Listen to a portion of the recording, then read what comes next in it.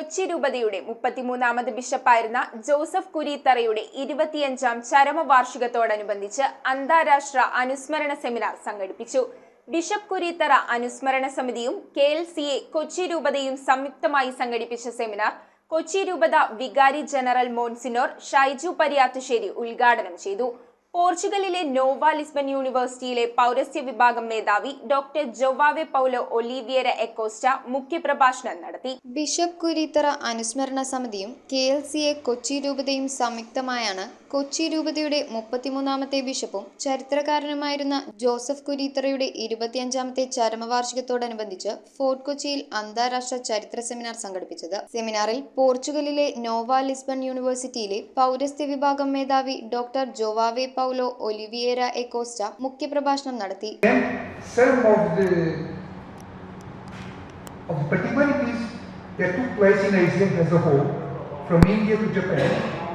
That are very similar in different areas of missions, despite the nature of the missions to be different.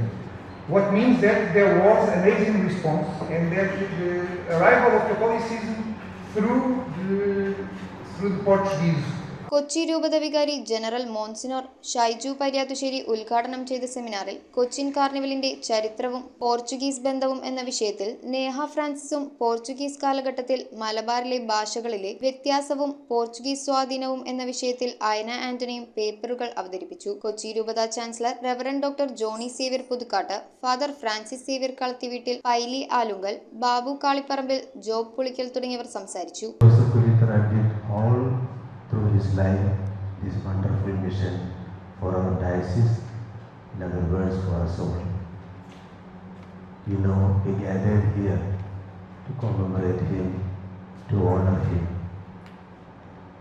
In this 25th year of his demise, it is our duty to have a look back to him and to our history, to shape our duties and responsibilities of today.